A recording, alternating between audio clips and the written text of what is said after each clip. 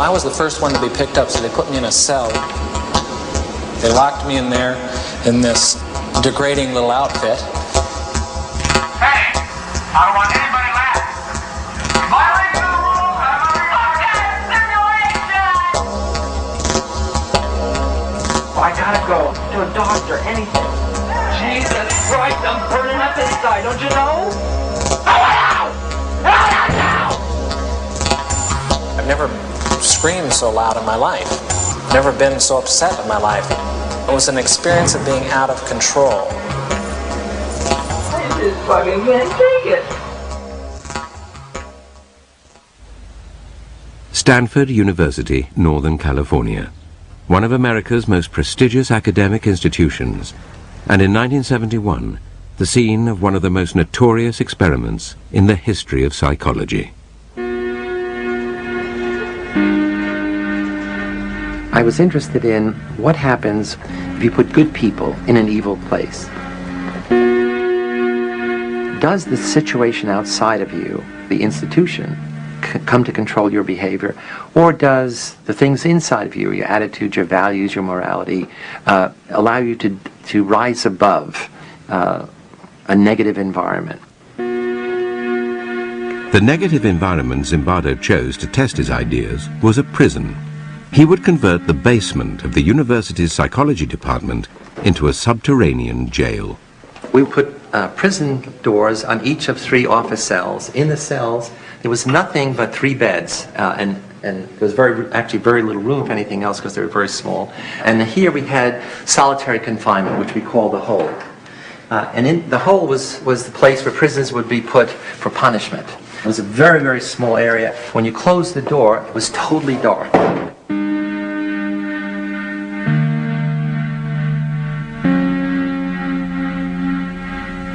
All the guards wore military uniforms, and we had them wear these silver reflecting sunglasses.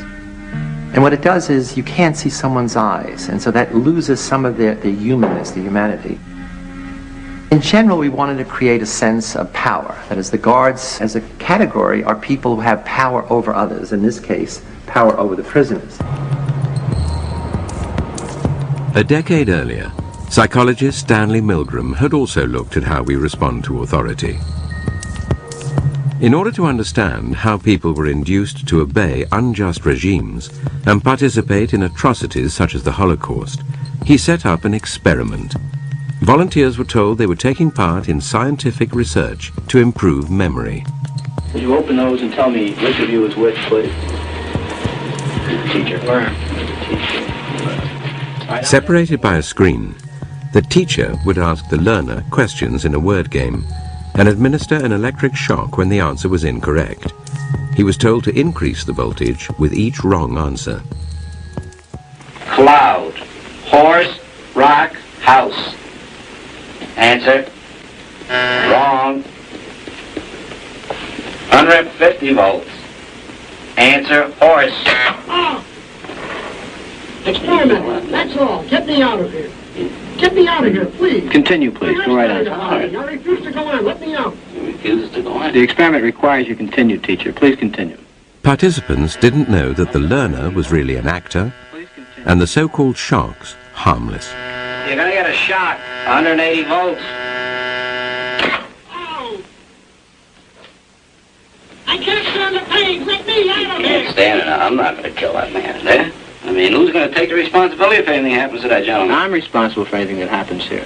Continue, please. All right, next one. Slow. Walk, dance, truck, music.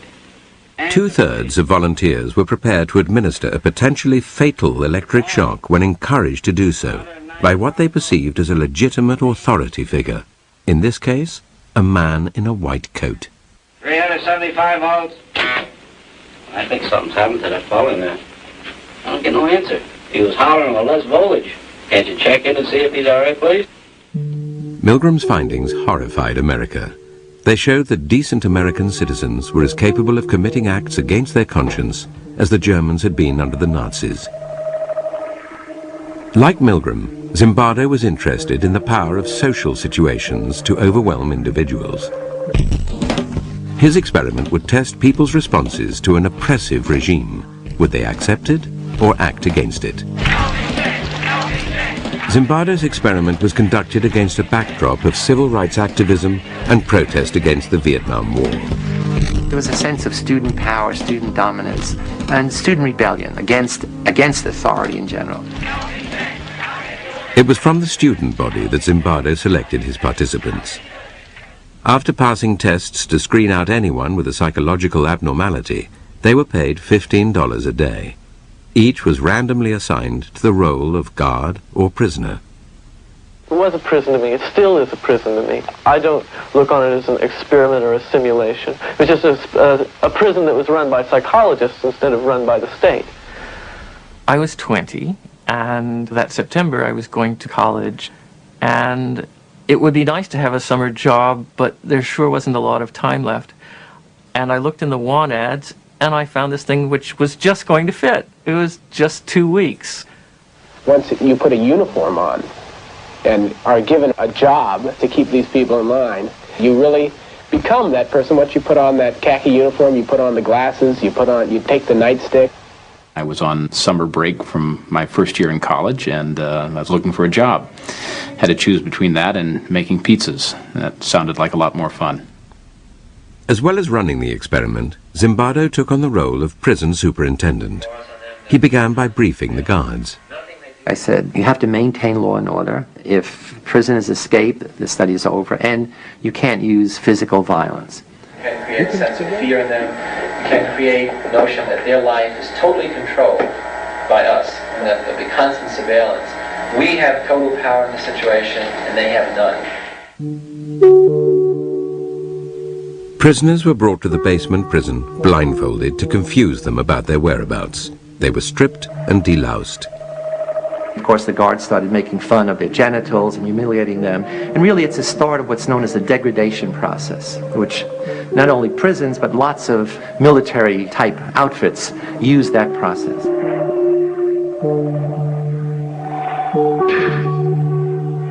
When I first got here, even though I had to strip, when they would call me names, I still didn't feel at all like I was in the prison. I was just looking at it as a job. I recall sort of walking up and down the very short hallway, which was the prison hall, and looking in on the prisoners, and they're basically lounging around on their beds. I felt it was like a day in summer camp. The first day I said, this might be a very long, very boring experiment, because it's conceivable nothing will happen. I arrived independently at the conclusion that this experiment must have been put together to prove a point about prisons being a cruel and inhumane place, and therefore I would do my part, to help those results come about. I was a confrontational and arrogant 18-year-old at the time, and I said somebody ought to stir things up a bit here.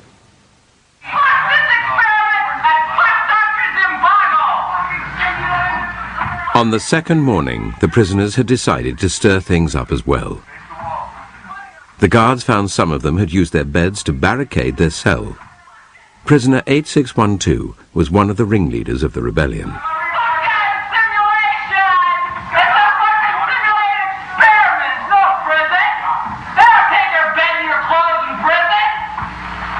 Initially, I was stunned.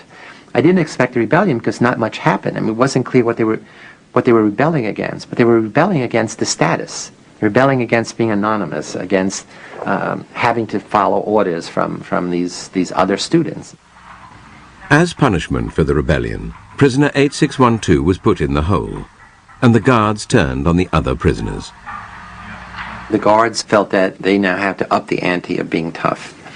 The prisoners made the mistake of beginning to use profanity against the guards in a very personalized way. So not against the guards, but, you little punk, you big shit, and so forth. And the guards got furious. Everybody out! Well, gentlemen, here it is time for count. Prisoners were repeatedly woken in the middle of the night. The guards made them do menial, physical tasks and clean out toilets with their bare hands. We made it a point to not give them any sense of comfort or what to expect, that anything could happen to them at any time, including being rousted from their sleep at any hour and forced to stand up in a line and have me hurl insults at them and make them do exercises. When you interrupt people's sleep, they tend to become a little disoriented. And since there was no daylight in the prison, they had no idea whether it was night or day. I think that I was the instigator of this whole schedule of harassment. The harassment of the guards took its toll on rebellion leader 8612. He told Zimbardo he wanted to leave the experiment. Zimbardo responded not as a psychologist, but as a prison superintendent. I said, well, I can see to it the guards don't hassle you personally, and in return, all I would like is some information from time to time about what the prisoners are doing. So essentially I'm saying, I'd like you to be a snitch, an informer. And I said, think it over, and if you still want to leave, fine. Confused, prisoner 8612 returned to his cell and told the other prisoners that no one could leave.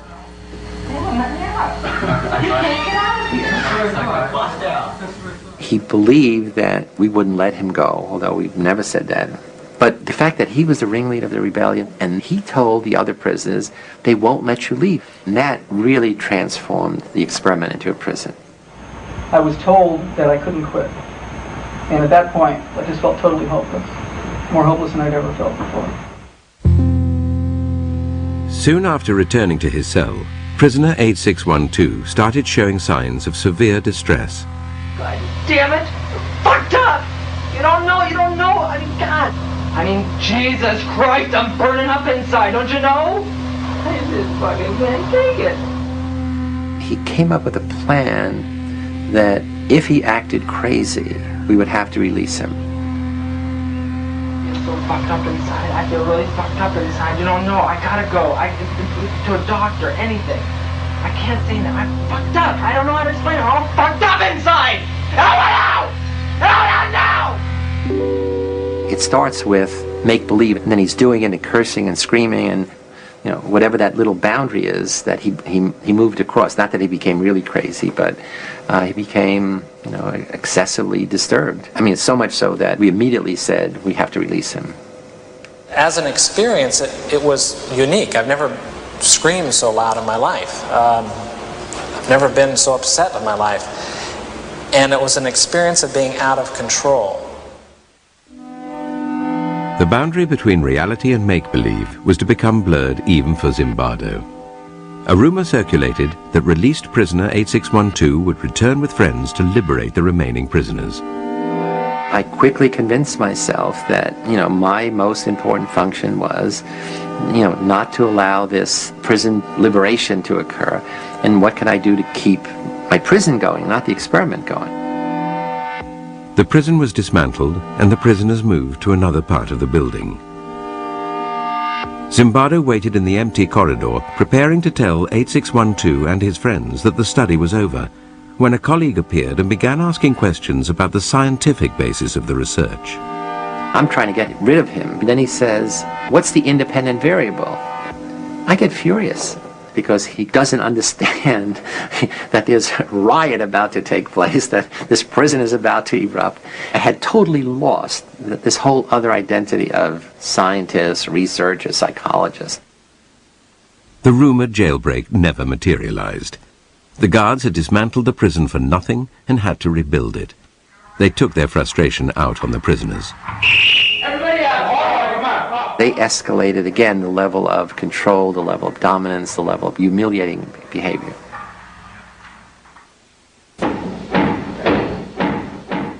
"819 was the next prisoner to rebel against the harassment of the guards. He barricaded himself in his cell and refused to take part in the count. You're not only not getting a cigarette, but for as long as the cell's blockaded, you're going to be in solitary when you get out. For 819's disobedience, the guards made his cellmates do mindless work. This undermined any vestige of solidarity amongst the prisoners, who now chose to accept the tyranny of the guards rather than risk further harassment. That was one of the surprising things to me, is that there was so little that the prisoners did to support one another after we started our campaign of, you know, divide and conquer. Isolated and distraught, prisoner 819 told Zimbardo he wanted to leave. while I'm interviewing 819 and saying, okay, you know, it's all over. Thank you for your participation. You know, I'll give you money for the whole 2 weeks, even though you're leaving early. He hears the prisoners shouting, 819 did a bad thing. Prisoner 819 did a bad thing. Prisoner 819 did a bad thing. Prisoner 819 did a bad thing. And he said, I can't leave. And he's crying. And he says, I can't leave. I said, what do you mean you can't leave? He said, no, I have to go back because I don't want them to think, you know, that I'm a bad prisoner. And that's when I really flipped out. That in such a short time, you know, a college student's thinking could become so distorted. I said, you're not a bad prisoner. You're not a prisoner. And this is not a prison. And it was this thing where he opened his eyes. And it was just really like a cloud being lifted. Seeing things clearly, prisoner 819 reverted to his original request and was released. To replace him, the experimenters called in one of their reserves from the standby list. I got a phone call saying, are you still available as an alternate? Kind of cheery female secretary voice. I said, yes, sure. And so she said, could you start this afternoon? And I said, yes, sure. And my role in the experiment really began.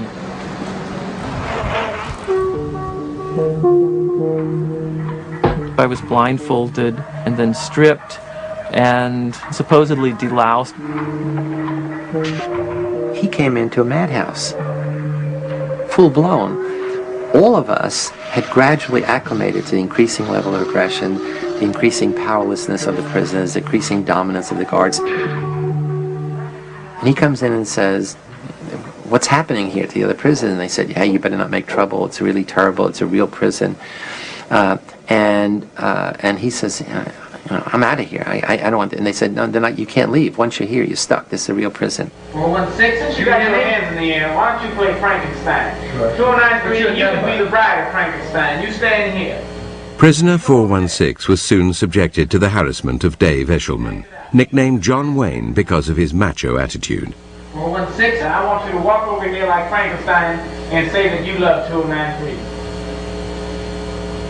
I made the decision that I would be as intimidating, as cold, as cruel as possible. I love you, 293. Get up close. Get up close. I love you, 293. I love you, 293. You smile, 293. You get down here and do 10 push-ups. 2, 3. I just watched a movie called Cool Hand Luke, and the mean, intimidating, Southern prison warden character in that film really was my inspiration for the role that I created for myself. Why is it you try to be obedient so much? It's my nature to be obedient, Mr. Reginald. You a liar. You a stinking liar. He was creative in his evil. He would think up very ingenious ways to degrade, to demean the prisoners. What if I told you to get down on that floor and fuck the floor? What would you do then? One of the best guards was also on that shift, and instead of confronting this bad guard, the sadistic guard, essentially because he didn't want to see what was happening, he became the gopher. He would go out to get the food and things of this kind, and that left the John Wayne guard and another guard on that shift to be dominant. We were continually called upon to act in a way that just is contrary to what I really feel inside. Just continually giving out shit. It's just really one of the most oppressive things you can do. 416, while they do push-ups, you sing Amazing Grace. Ready? Down. Keep going. Grace. You do push-ups on your own. The madness of the experiment started to affect prisoner 416. A wretch like me. Keep going. I began to feel that I was losing my identity until finally I wasn't Clay. I was 416. I was really my number. And 416 was going to have to decide what to do. Prisoner 416 decided to go on a hunger strike. They were pushing my limits, but here was a thing that I could do that could push their limits. After I had missed a couple of meals, I saw that this was not a matter of indifference to the guards. I was making headway. They were upset.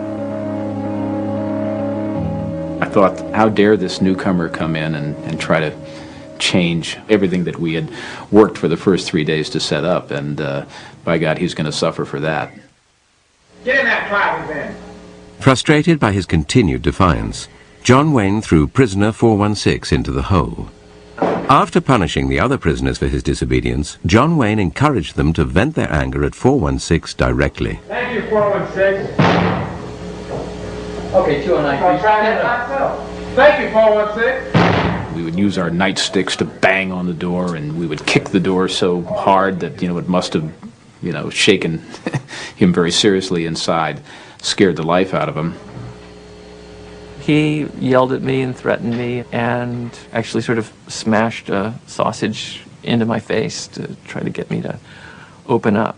But I didn't have any intention of eating until I was out. 416 should have been at some level a hero, because he's willing to oppose the authority of the system. In fact, the prisoners accept the guards' definition of him as a troublemaker.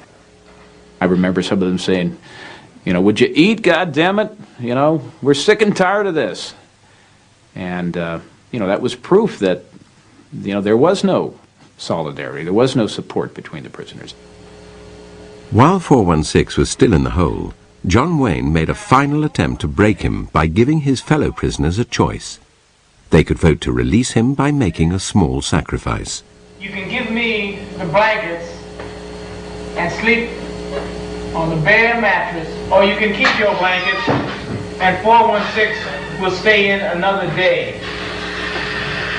Now what will it be? I'll keep my blankets. What will it be over here? I'll keep my blankets. How about 5486? I'll give you my blanket, Mr. Correctional Officer. You don't want his blanket. We got 3 in favor of keeping the blanket. We got 3, guess one. Keep your blankets, 416, you're going to be in there for a while. So just get used to it. The study showed that power corrupts, and how difficult it is for people who are the victims of abuse to stand up and defend themselves. Why doesn't anybody who is being abused by a spouse or something like that just say, stop it? And we realize now that that's not as easy as it sounds. By the end of the 5th day, 4 prisoners had broken down and been released. 416 was on the 2nd day of his hunger strike, and the experiment still had another 9 days to run. At this point, a fellow psychologist visited Zimbardo's basement prison and would witness the brutality of the experiment firsthand. The guards had lined up the prisoners to go to the toilet, had bags over their head, chains on their feet, and were marching by. And I looked up and I saw this circus, this parade, and I said, "Hey, Chris, look at that." I looked up and I just began to feel sick to my stomach. I had this just chilling, sickening feeling of watching this, and I just, I just turned away, and I just let loose in this emotional tirade. I just lost it. I was angry, scared. I was in tears. And I'm furious. I'm saying, you're supposed to, we had a big argument. You're supposed to be a psychologist. This is this interesting dynamic behavior in such a few days. I'm going through this whole thing, the power of the situation. She says, no, it's that young boys are suffering, and you are responsible. You're letting it happen. I said, oh my God, of course you're right. The next day, Zimbardo ended the experiment. Studies like his stimulated heated debate about the ethics of using human subjects. Clearly, young men suffered, verbally, physically. Prisoners felt shame in their role. Guards felt guilt. So in that sense, it's unethical. That is, nobody has the right, the power, the privilege to do that to other people. In the wake of experiments like Zimbardo's and Milgram's, ethical guidelines changed, introducing greater safeguards to protect participants. In the Stanford experiment, Zimbardo might have spared his volunteers distress had he not taken on a dual role in the study. If I was going to be the prison superintendent, I should have had a colleague who was overseeing the experiment, who was in a position to stop it at any point, or I should have been the principal investigator and get somebody who was going to be the prison superintendent. I realized that was a big mistake, to play both those roles and be shifting back and forth. After the experiment, Zimbardo brought all the participants together to talk about their experiences. John Wayne would now come face to face with the hunger striker he had tormented. I was a little worried. I said, oh my God, he's really going to come down on me hard now, now that we're on equal footing. It harms me. How did it harm you? How does it harm you? Just to think about it, you mean that people can be like that? Yeah. It let me in on some knowledge that I've never experienced firsthand. Because I know what you can turn into. I know what you're willing to do. When I look back on it now, I behaved appallingly. It was just horrid to look at. I think I tried to explain to him at the time that, what you experienced and what you hated so much was a role that I was playing, that that's not me at all. He was trying to dissociate himself from what he had done. That did make me angry. Everyone was acting out a part and playing a role. Prisoners, guards, staff, everyone was acting out a part. It's when you start contributing to the script, that's you, and thus it's something you should take responsibility for. I didn't see where it was really harmful. It was degrading, and that was part of my particular little experiment to see how I could... Your particular little experiment. Yes, why don't you tell me about that? I was running little experiments of my own. Tell me about your little experiments. Okay. I'm curious. I wanted to see just what kind of verbal abuse that people can take before they start objecting, before they start flashing back. If I have any regret right now, it's that, I made that decision, because it would have been interesting to see what would have happened had I not decided to force things. It could be that I only accelerated them, that the same things would have happened, but we'll never know. If the extreme nature of Dave Eshelman's behavior tested the prisoners, it also presented the other guards with a choice, to intervene or not. It surprised me that no one said anything to stop me. They just accepted what I said, and no one questioned my authority at all. And it really shocked me. Why didn't people, when I started to abuse people so much, I started to get so profane that, and still people didn't say anything. There were a few guards who hated to see the prisoners suffer. They never did anything which would be demeaning of the prisoners. The interesting thing is, none of the good guards ever intervened in the behavior of the guards who gradually became more and more sadistic over time. We like to think there is this core of human nature that good people can't do bad things, and that good people will dominate over bad situations. In fact, one way to look at the Stanford prison study is that we put good people in an evil place, and we saw who won. Well, the sad message is, in this case, the evil place won over the good people. It did show some very interesting and maybe some unpleasant things about human behavior. It seems like, every century, every decade that we go through, we're suffering the same kind of atrocities, and you need to understand why these things happen. You need to understand why people behave like this.